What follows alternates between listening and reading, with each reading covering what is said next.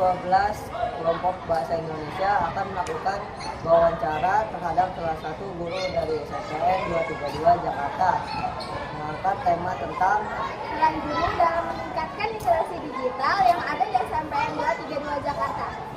Sebelum itu, perkenalkan nama saya Rafa Arfadiansyah. Nama saya Nadia Fatimah Mubarok. Nama saya Deva Sofia. Salah satu guru yang kami akan wawancara yaitu guru mata pelajaran IPA yaitu Ibu Risti dari SMPN 232 Jakarta.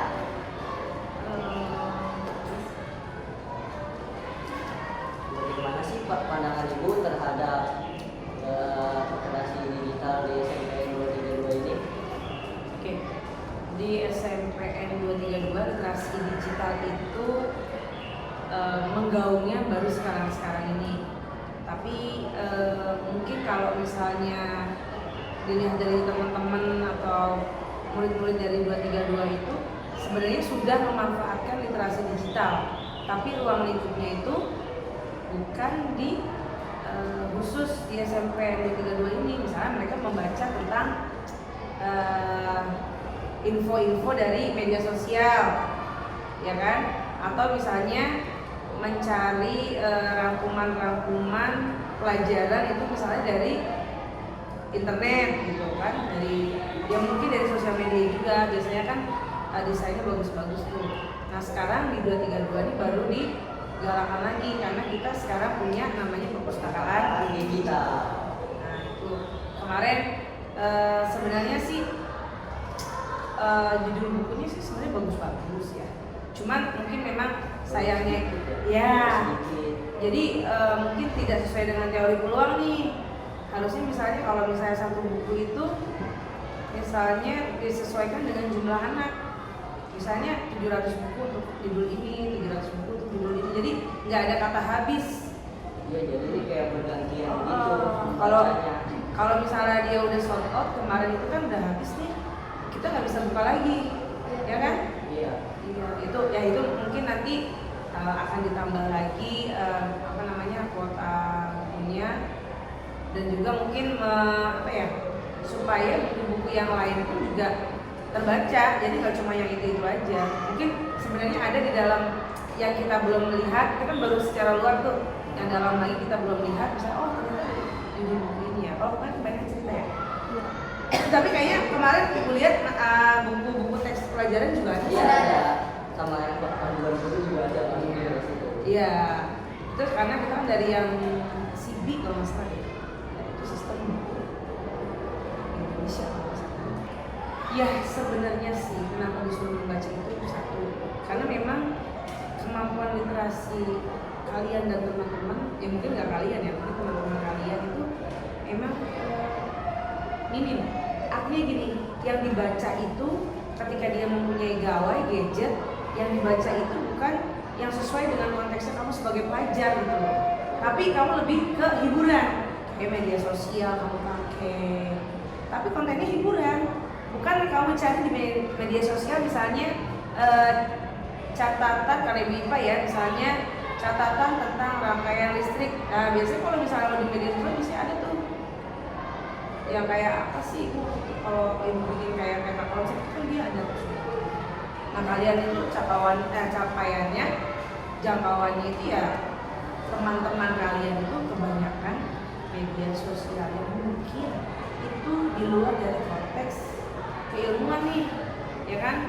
Yang nggak ada di IPA, nggak ada di matematik, yang ada di bahasa Indonesia, atau mungkin justru malah tontonannya itu yang tidak menggunakan bahasa Indonesia yang baik dan benar, ya kan? Bahasa gaul, terus bahasa-bahasa yang mungkin itu sebenarnya tidak benar, tidak baik.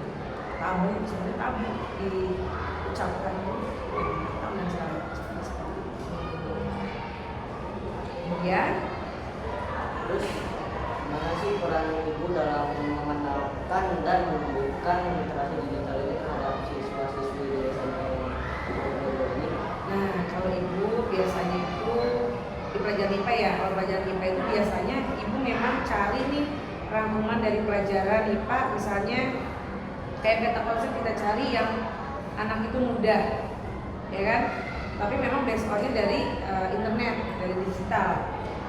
Kemudian kayak kemarin STEM, ya, project. Kalian mau nggak mau kan, oh ini bagusnya ada infografisnya nih.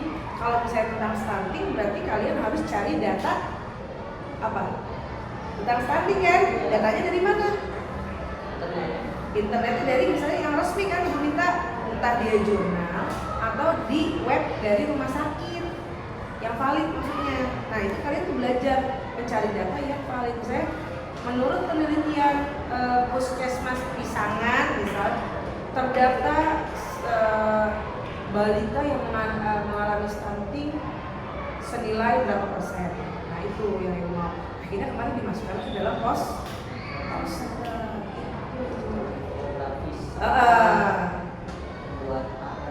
nah itu masuk AI itu pakai AI juga bisa sih ya kan, tapi pakai AI bisa. Sampai kan kalian mencari cara tuh gimana caranya nih ada gambar yang di luar dari si website ini bisa masuk, cari caranya kayak gitu. Jadi itu kan salah satu literasi digital. Kalau itu ya paling gampangnya tentang kalau misalnya mau cari rangkuman nih apa ya kan, kayak kemarin kata konsep nih, oh yang kayak gini aja nih Bu, kalau yang lain gitu ya silakan kalau ada yang lebih lengkap. Terus manfaat yang ibu rasakan saat menggunakan literasi digital ini apa sih? Yang jelas informasinya bisa lebih cepat, apalagi sekarang ada AI. Ya nggak Apa AI? apa AI, tapi kalau AI itu ya kita harus filter, kita saling lagi nih kira-kira ini di logika itu masuk nggak sih, sesuai nggak sih ya. Jadi misalnya kita itu sekarang dituntut cepat ya dalam satu waktu dan banyak pekerjaan biasanya kayak gitu. Ibu pun demikian. Jadi wah ini apa nih bahasanya, cari di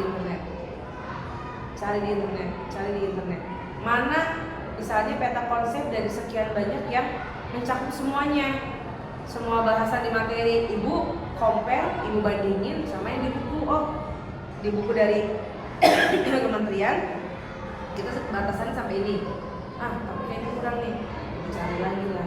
Jadi kita bisa literasi digital itu kita bisa menemukan informasi dalam jumlah yang banyak, dalam luas dalam waktu yang singkat. Kalau ibu bilang ya mungkin dunia itu bisa dalam satu genggaman ini.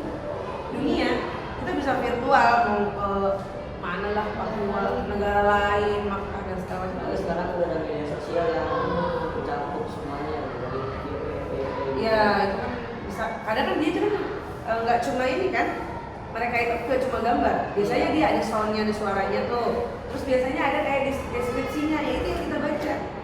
Lihat deskripsi ya kayak gitu. Itu yang kita baca. Bagaimana cara ibu membimbing siswa-siswi agar menggunakan teknologi secara bijak melakukan literasi digital? Caranya yang mendampingi dan memastikan bahwasannya apa yang didapat dari handphone yang kalau kita apa yang dikatakan benar-benar disampaikan, ya mau bisa dipakai ya. Kita dapat informasi nih gini, sekarang kita terbatas. Kalau dulu memang iya buku itu kita cari, berapa penerbit kita cari. Dulu memang perpustakaan secara konvensional itu aktif, kita disuruh ke perpustakaan itu.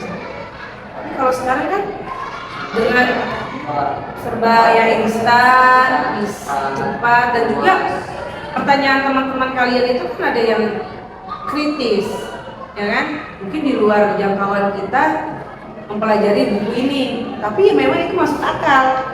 Itu implementasi misalnya dari materi kita. Nah, bagaimana caranya kita menjelaskan? Jangan sampai nanti kita menjelaskan setengah-setengah.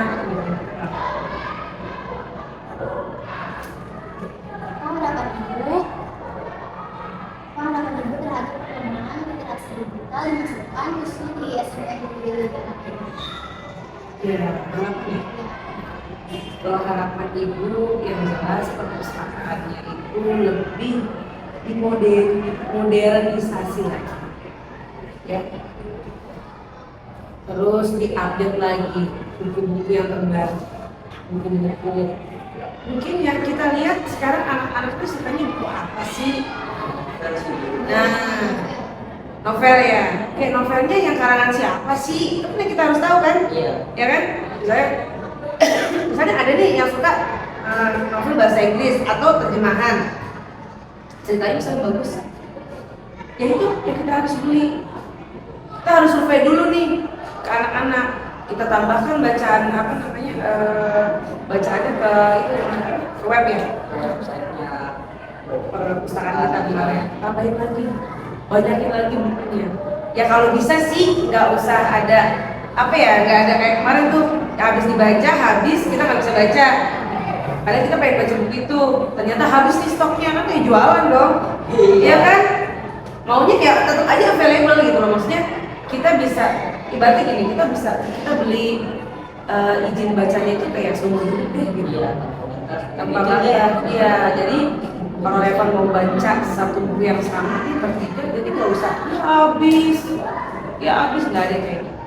Diperbanyak lagi koleksi buku yang fiksi maupun non fiksi, yang pelajaran tuh mungkin yang pelajaran kita nggak dari kementerian aja, kita bisa pakai penerbit lain, ya kan? Kayak Erlangga tuh dia punya ini sendiri loh, sistem sendiri terkotnya, ya kan? Ada sistem baku sendiri tuh ada.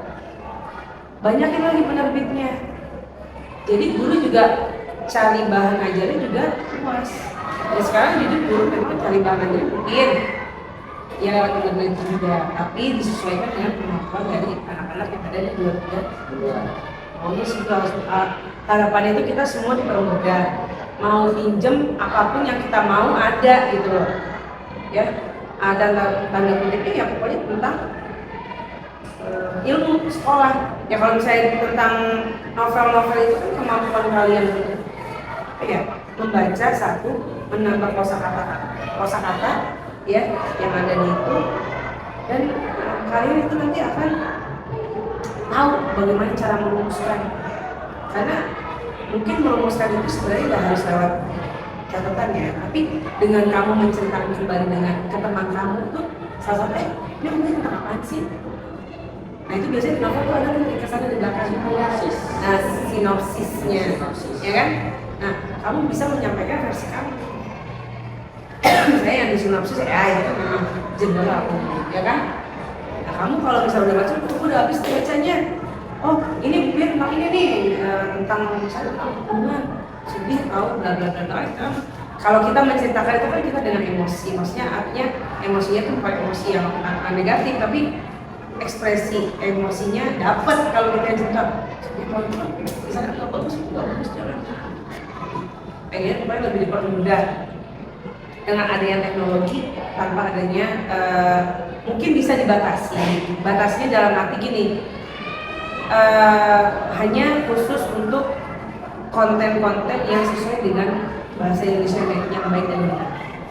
Ya, tapi kalau secara isi yang kalau bisa diperbanyak lagi koleksinya.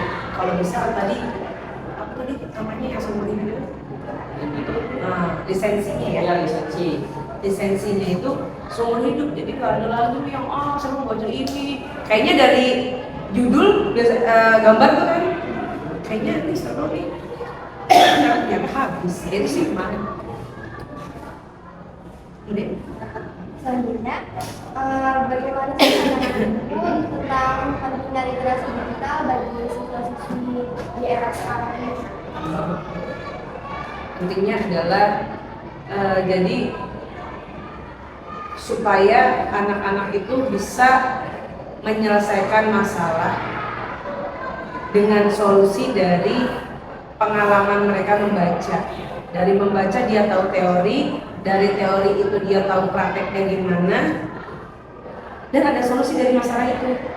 Gitu loh. Jadi jangan, saya nggak bisa, nggak ada yang kayak gitu. Padahal banyak loh AI. Nah, sekarang kalau kamu di AI ada jawabannya. Sekarang bagaimana caranya kamu memahami jawaban itu dengan keilmuan yang kamu punya. Misalnya, oh ini dapat dari situ karena ada sifat apa kalau matematik ya, komutatif, distributif, apalah itu dan lain-lain. Jadi, contoh tentang IPA. Oh iya, kalau misalnya sakitnya di bagian ini, berarti nanti kalau ke dokter harus ngomong, ini di bagian sini ya, bagian lambung deh dok. Nah, kamu sambil, jadi nanti kalau dikasih obat yang seperti penelitian dikasih obat oleh dokter itu, jadi jangan semena, jangan kamu langsung minum, cari dulu. Nih, coba paracetamol, please. Paracetamol fungsi, cari paracetamol. Kalau nggak di foto kan biasanya keluar tuh. Oh iya, pakai ya Google Lens. Nah, Google Lens. keluar tuh. Ini nggak nyambung orang jadi lambung, tapi yang dikasihnya paracetamol. Nah itu loh, jadi nanti bisa menganalisis, oh ternyata ini tidak sesuai. Oh ini sesuai. Oh ini baik. Oh ini tidak baik. Kan tadi. Kalau zaman dulu kan harus buka satu. Sampai kita tuh kalau zaman dulu tuh guru tuh sampai tahu nih halaman berapa. Oh di situ tuh di halaman sebelah kiri. Sampai tahu, kadang nggak ada gini. Nggak ada. Benar-benar kita yang namanya nulis itu dari ujung sana sampai ujung sana. Kita tulis semua. Tugas terberat ada sekretaris. Ada dia nulis kembali. Harapannya anak-anak itu bisa berpikir kritis, bisa meningkatkan kemampuan literasinya, bisa bersaing di internasional. Itu jadi nanti jangka panjang misalnya mau kuliah di luar negeri kan dia harus bagaimana cara membuat karya ilmiah yang baik, bagaimana cara berkomunikasi yang baik, kosakatanya yang nggak itu aja. Itu loh di luar negeri yang dari setelah kamu nanti akan mengharumkan nama kamu, nama keluarga, nama sekolah, nama bangsa yang paling besar. Nah, menurut Ibu, tantangan utama apa sih Ibu hadapi dalam mengajari literasi digital Ibu di siswa-siswi SMP 22 Jakarta? Tantangannya? Ya, tantangan utama. Tantangan terbesar ya, itu adalah kemampuan anak. Mereka masih ada di zona nyaman yang mager. Mereka tidak mau keluar dari zona nyaman itu. Padahal kan kalau mereka tidak keluar dari zona itu, ya udah dia akan tergilas oleh waktu. Maksudnya dia tidak akan bisa nanti beradaptasi sama lingkungan. Karena mau nggak mau kayak misalnya robot-robot yang pakai AI itu kan mau nggak mau mereka kan di programnya itu kan mereka bisa memproses sendiri, mencari data itu kan dengan internet gitu kan, terus dia bisa ngomong deh tuh. Kayak manusia ditanya, dia bisa jawab. Benar ya? Itu. Nanti tantangan besarnya, nah kalian dengan robot-robot itu, kalian menciptakan robot-robot yang ini. Tantangan besarnya adalah membuat anak-anak itu keluar dari zona nyamannya mereka. Zona nyamannya apa?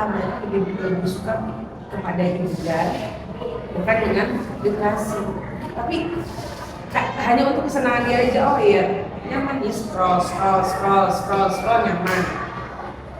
Tapi dia lupa bahwasanya itu yang dia scroll itu nggak ada isinya untuk dia sekarang maupun di masa depan. Itu yang benar. Nah, pertanyaan terakhir Ibu. Menurut Ibu, strategi apa yang bisa Ibu lakukan untuk meningkatkan kompetensi literasi digital ini bagi siswa-siswi SNPN 232 Jakarta?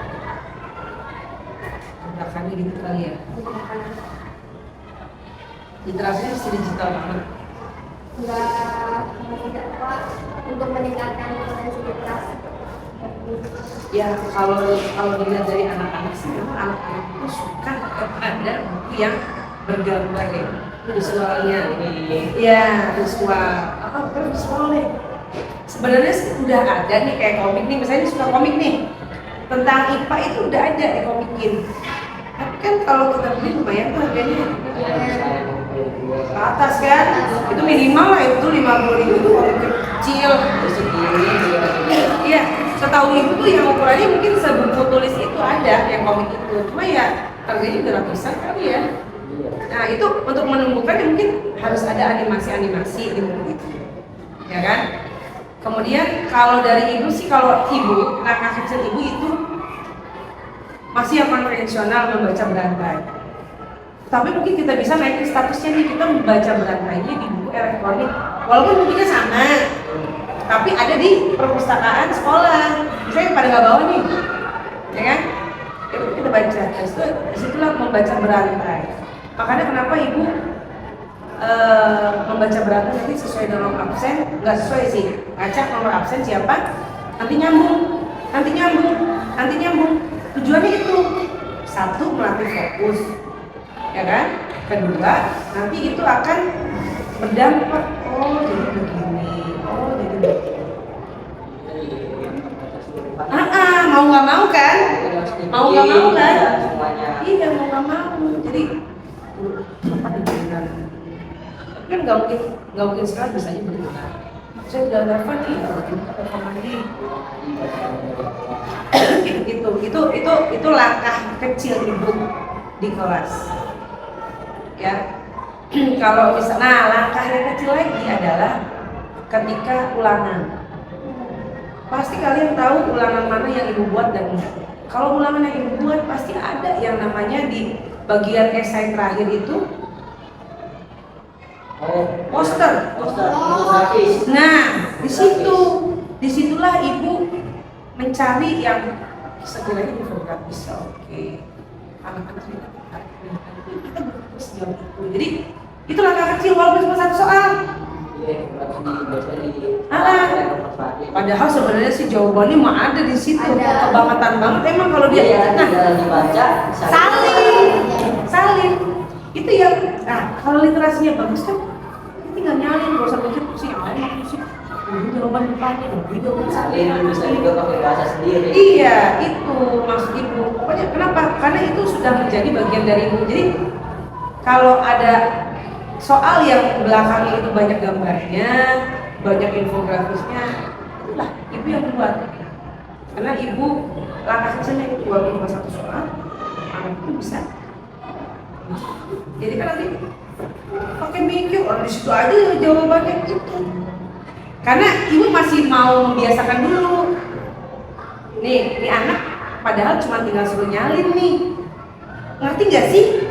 Nah kalau misalnya udah pada ngerti semua, baru kita naikin tingkatannya, analisis. Jadi menurut kamu dari bacaan yang ada seharusnya juga jelaskan informasi apa yang terdapat dari surat. Ya bisa, ya kan? Ya kayak gitu tuh langkah kecil itu membaca berantai. Sama kalau ulangan itu konsisten di esai itu adalah tentang infografis. Ya walaupun itu dia nggak digital ya, tapi kan ibu kan ngambilnya dari digital, ya kan? Ngambil infografis penting tentang makanan bergizi. Saya kan kalau waktu itu kayaknya menentukan menu makanan. Berapa kalori itu. Yang kandungan kalori. Nah itu mau dia 17 kandungan tulis gitu maksud ibu, ya kan? Ya paling nggak kalau dia ini kan ternyata ada alat pembersih, ada cairan pembersih lantai di dalamnya. Ternyata ada cairan pembunuh serangga di dalamnya. Ya walaupun tetap mungkin ada yang melakukan hal-hal di luar sana, cuma yang paling nggak tahu kayak gitu. Ya gitulah, sedikit kecil aja. Mudah-mudahan sih berdampak. Amin. Oke, cukup. Bu, sih segitu aja. Ini makasih Bu Sisti udah menjadi narasumber dari tim 12 ini. Makasih Bu. Oke, sama-sama. Oke, let's go home. Bye-bye.